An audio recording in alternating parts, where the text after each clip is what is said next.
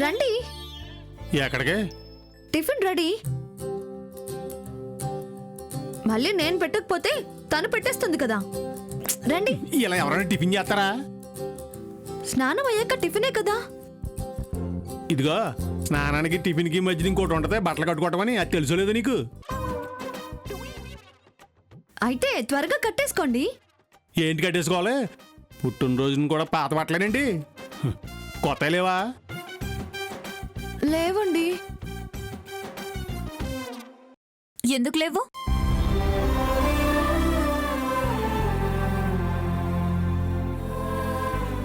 ఉన్నాయిగా నాయుడు బావా, నీ పుట్టినరోజు కోసం కొత్త బట్టలు తీసుకో. నాకేనా? థ్యాంక్స్ నేహ.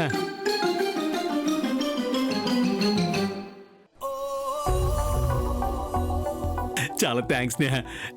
నా పుట్టినరోజు నాడు నీ చేతితో కొత్త బట్టలు తీసుకోవడం అంటే అది నా అదృష్టం. అదృష్టం ఇప్పుడే మార్చుకొస్తానే.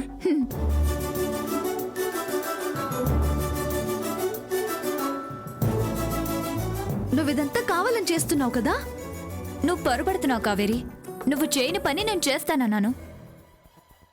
నువ్వు కొత్త బట్టలు తేలేదు, నేను తెచ్చాను, అంతేగా.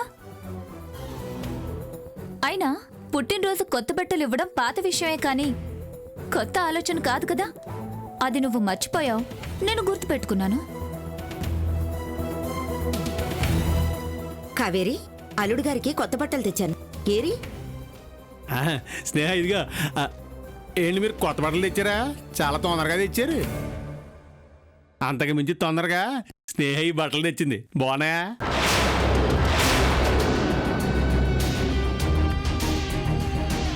తలిస్తే మాత్రం మీరెలా వేసుకుంటారు? అవి ఇప్పేసి వేసుకోండి.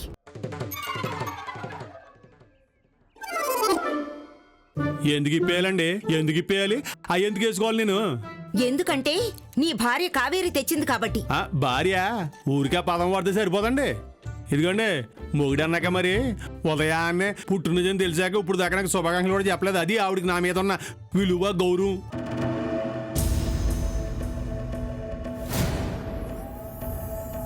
ప్రేమ పెదాలపై కాదు, మనసులో ఉండాలి. అది ఎవరికొందో బాగా అర్థమవుతుంది.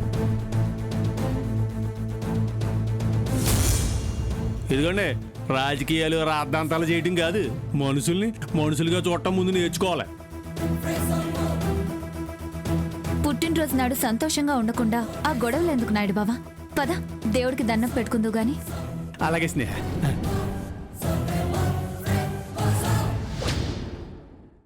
ఇదిగా, పుట్టావా, స్నానం చేసావా, పడుకున్నావా, తెల్లారిందా, తిన్నావా అని కాదు, అప్పుడప్పుడు దేవుడు, భర్త అనే ఐదు కూడా ఉండాలి. మరి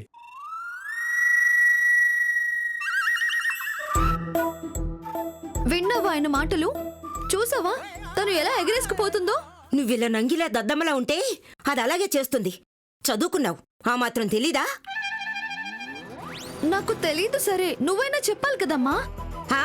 అరటిపండు ఒలిచి నోట్లో పెడతాను.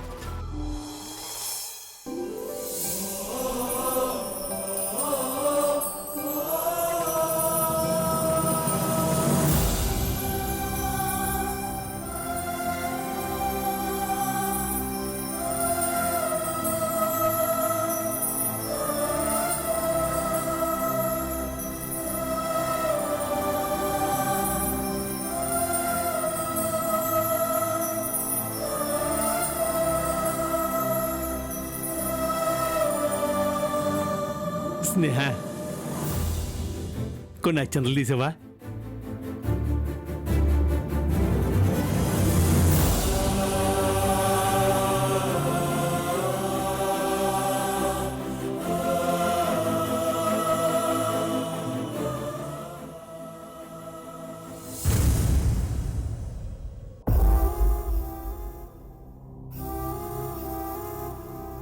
అత్తయ్య,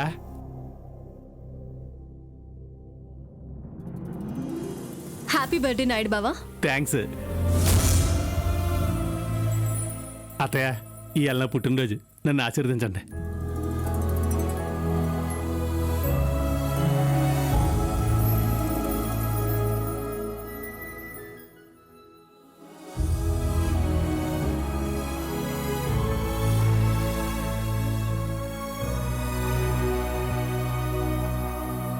ఏంటత్తయ్య? దేవుడిలా నువ్వే మమ్మల్ని ఆదుకుంటున్నావు. నిన్ను ఆశీర్వదించే శక్తి మాకెక్కడుందయ్యా?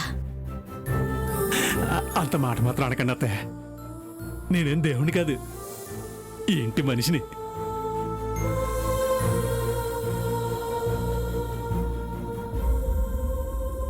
నాకు మీరన్నా, రాజావారన్నా, ఈ ఇల్లన్నా, ఇంట్లో మనుషులన్నా గౌరవం, భక్తి.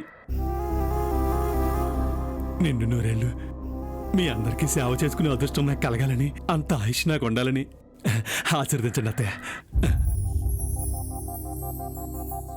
నిండు నూరేళ్లు చల్లగా ఉండు నాయుడు బావా.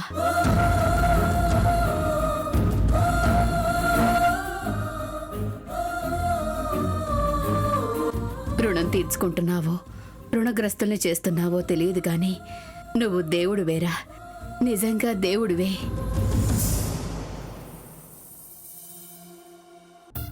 అమ్మా నువ్వు అక్కడ కూర్చో.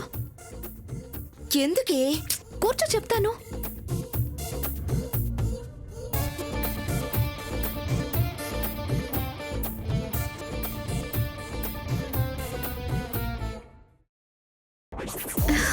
ఏమండి, హ్యాపీ బర్త్డే. థ్యాంక్స్. మా అమ్మ అక్కడుంది. కనిపించింది. అయితే ఏంటి? ఇవి కూడా అక్షంతలు. దేనికి? ఆశీర్వదించడానికి. బాగుండదని ఆశీర్వదిస్తే పెద్దోళ్ళు కదా. మా అమ్మే మిమ్మల్ని ఆశీర్వదిస్తుంది. వెళ్ళి తన కాళ్ళకి దండం పెట్టండి. అది ఇంకా అసహ్యంగా ఉంటది. అంటే మా అమ్మ అంటే అంత అలుసా మీకు? ఆవిడ కాళ్ళకు దండం పెట్టారు కదా. అదే చూడు, మా అత్తయ్యకి మీ అమ్మకి చాలా తేడా ఉంది. మా అత్తయ్యకి మీ అమ్మకి పోలిక. చూడు, గుళ్ళో కొబ్బరి చెప్పులు పెట్టి పూజించే శివలింగానికి కొబ్బరికాయలు కొట్టే గుండ్రాయికి చాలా తేడా ఉంటుంది. రెండు ఒకటి కావు ఇప్పటికి. అంతే తేడా అత్తయ్యకి మీ అమ్మకే. అది అర్థం చేసుకుంటే చాలా మంచిది జీవితంలో.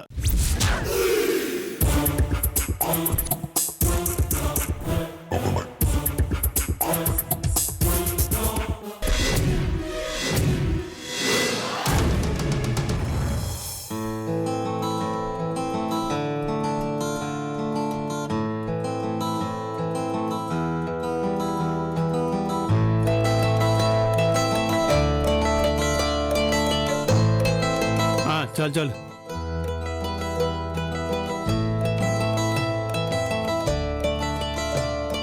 ఒక్క నిమిషం నాయుడు బావా. పాయసం చేశాను, అది తిన్నాక టిఫిన్ చేద్దు గాని. పాయసమా? తెచ్చి తెచ్చి. పాయసం నేను కూడా చేశాను, కాకపోతే మీకు చెప్పడం మర్చిపోయాను. నువ్వే నీ పాయసం తేనక్కర్లేదు. నా చేత్తో వండిన పాయసమే మా ఆయనకి పెడతాను. అలాగే. మీరు తింటూ ఉండండి, పాయసం తీసుకొస్తాను. లేదు, ఇదిగా ముందు పాయసమే తినాలి. నువ్వు వెళ్ళి తెస్తే అప్పుడు తింటాను. సరే. ఇదిగా వంటగది అటు ఇటు వెళ్తావేంటి? ఇప్పుడే వస్తాను, మీరు తింటూ ఉండండి. అమ్మా అమ్మా, అయినా పాయసం కావాలని అడుగుతున్నారు. ఎలా చేయాలి? నేను చేస్తాను పదా. నువ్వు కాదమ్మా, నా చేతులతో నేనే చేసి పెట్టాలి. ఎలా చేయాలో చెప్పు. ఏముంది, పాలల్లో చక్కెర సేమియా వేసి బాగా మరిగిస్తే అదే పాయసం. అంతేనా? చిటికలో చేసిస్తాను.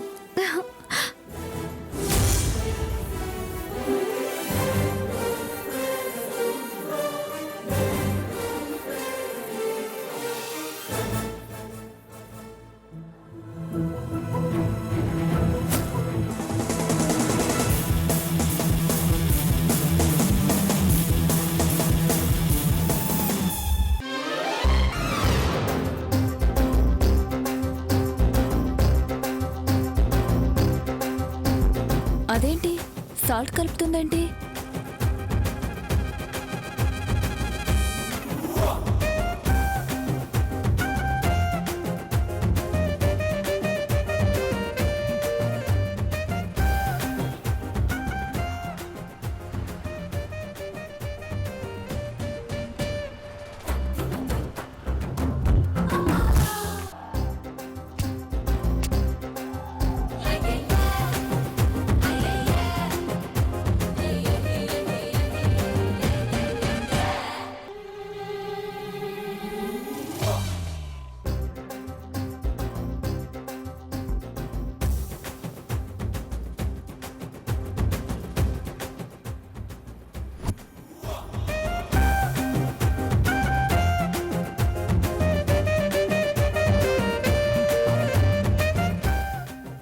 పాయసం తినండి. నేనే స్వయంగా చేశాను. ఎంత ఆలస్యమైందని తేడానికి ఓ పక్క నుంచి ఆకలి వేస్తుంటేనే.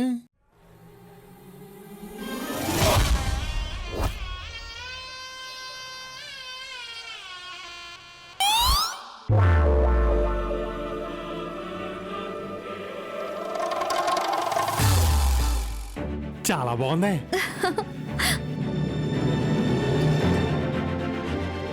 నువ్వే చేసావు ఇది? నేనే చేశాను. నిజమా?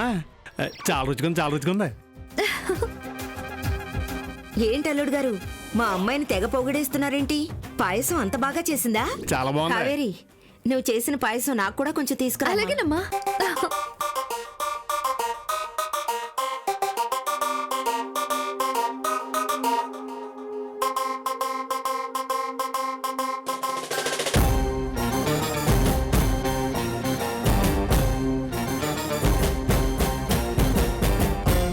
తిను.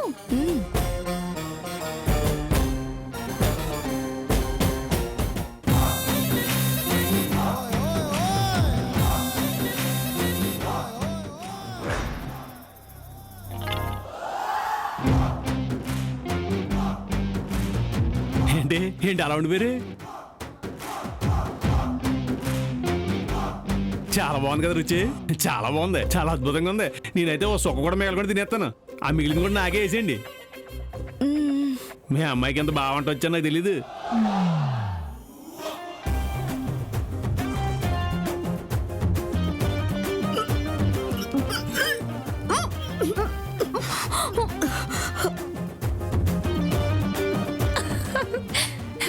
అలా వెళ్ళిపోతారండి. వంటింట్లోకి వెళ్ళి మిగిలింది తినేస్తారేమో. తిన్నే స్నేహ, ఇది నువ్వు చేసిన పాయసమే కదా? కాదు, నేను చేసిన పాయసం నేనే తింటున్నాను. నాకు తెలుసు స్నేహ, ఎన్నాళ్ళని తింటలేదు. అది మీ ఆవిడ చేసిన పాయసమే. ఈ పాయసం రుచి నువ్వు చేసిన పాయసం రుచే. నేనేదో ఊరికాల ముందు అలా అన్నాను కానీ నాకు తెలుసు ఇది నువ్వే చేసావు. నిజం చెప్పు.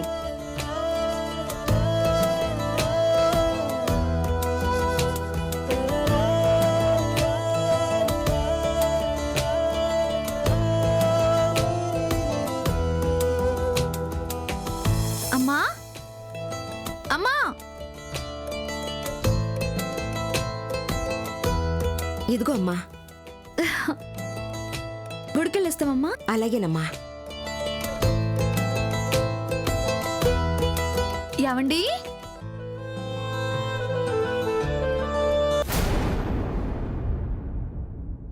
నేను మా ఆయన గుడికి వెళ్తున్నాం. ఏ గుడికో తెలుసా? రాముల వారి గుడికి. రాముడి గుడికి ఎందుకో తెలుసా? రాముడు ఏకపత్ని వ్రతుడు.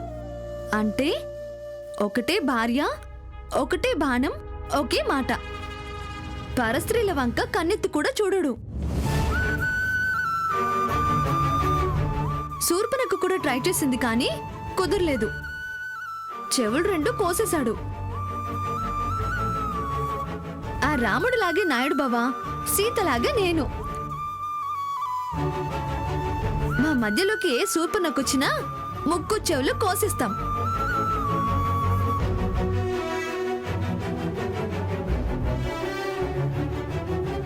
వెళ్దామా? రండి. వెళ్ళొస్తాం స్నేహ.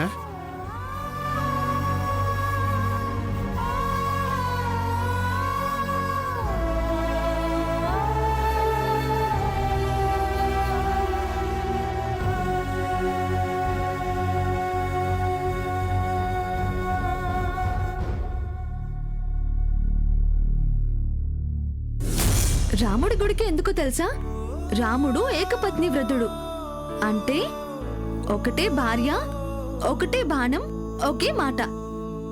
పరస్త్రీల వంక కన్నెత్తి కూడా చూడడు.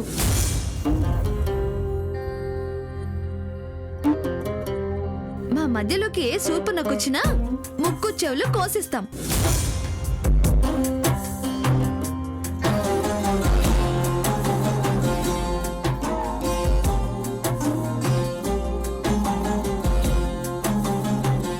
స్నేహ, ఇక్కడేం చేస్తున్నావు? ఎందుకు ఏడుస్తున్నావు? ఏం లేదక్కా. నాకు చెప్పవా?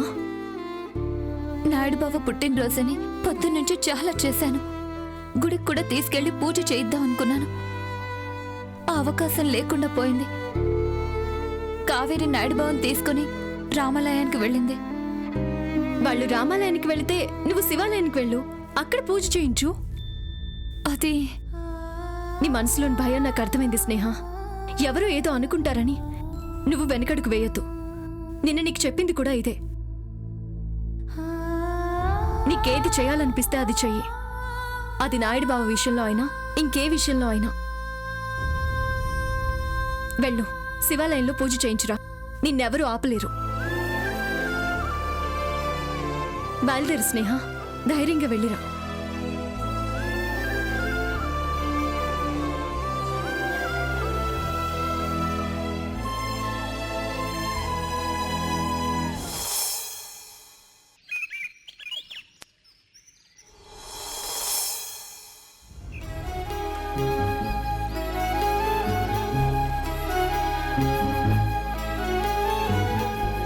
బాగున్నావా పిన్ని? బావున్నానమ్మా. నేను మా ఆయన రాముల వారి గుడికి వెళ్తున్నాం. మంచిదమ్మా. నిన్ను అడిగింది ఆవిడ. పదా ఏం బాబాయ్, బాగున్నావా? బాగున్నానమ్మా. పొలానికి వెళ్తున్నారా? కాదమ్మా, టౌన్కి వెళ్తున్నాను. ఓ అవునా. ఈరోజు మా ఆయన పుట్టినరోజు, మీకు తెలుసా? ఎరా నాయుడు బావా, నిజమేనా? ఈరోజు పొద్దున్నే లేచి పూజ చేసి ఈయనకి స్నానం చేయించి కొత్త బట్టలు వేసి పాయసం చేసి ఇప్పుడు గుడికి తీసుకెళ్తున్నాను. మంచి పని చేసావమ్మా. వెళ్ళిరండి. అలాగే. నువ్వు కూడా వెళ్ళు వెళ్ళు వెళ్ళు.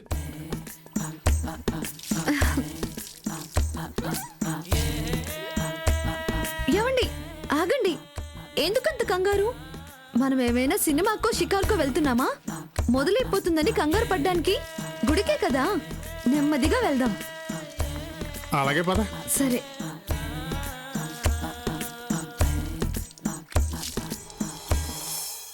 ఆగు, చెప్పు. ఎవరికి? ఎక్కడికి వెళ్తాం అందరికి చెప్తున్నావుగా, చెప్పు. ఎవరికి చెప్పాలి? అదిగో దానికి.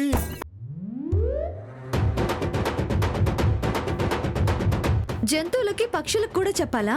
మరి మనుషులకు కూడా చెప్పాల్సిన అవసరం లేదు ఎందుకు లేదు? మనమేంటో అందరికీ తెలియాలి కదా. కదా, అందరికీ తెలియాలి కాబట్టి దానికి కూడా చెప్పారు. సరే, అర్థమైంది. సరాసరి గుడికే వెళ్దాం, పదండి. పద.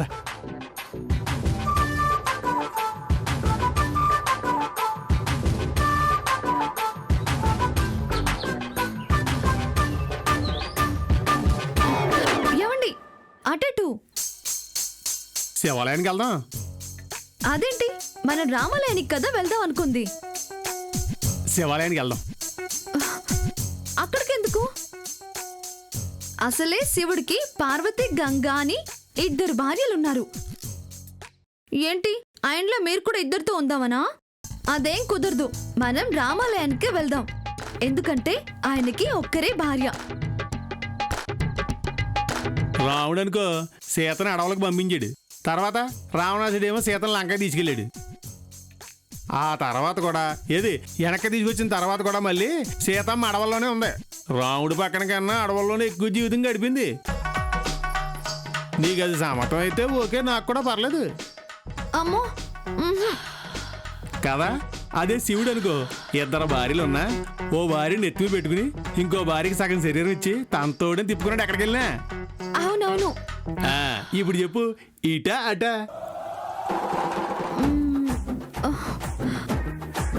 శివాలయానికే వెళ్దాం. శ్రీరామ సీతమ్మ, నన్ను క్షమించండమ్మా. పదండి. ఓం నమ శివాయ. ఓం నమ శివాయ. ఓం నమ శివాయ.